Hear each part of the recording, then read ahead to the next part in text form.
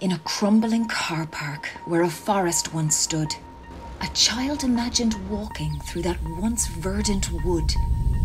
But the looming cement cities kept getting bigger and bigger as we demolished nature with our bulldozers and diggers. Droughts and floods became common, and towns started sinking. Each year, Earth grew warmer, and food harvests kept shrinking. Something was missing. The world seemed downtrodden.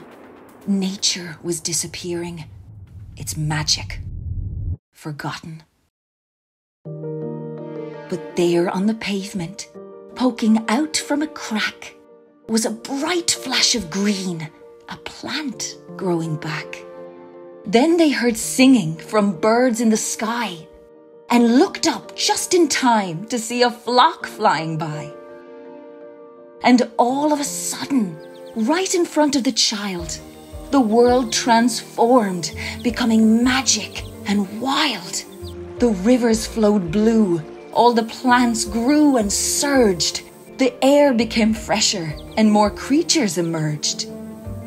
Grabbing a hand, the child pointed at trees and at blossoming flowers all buzzing with bees.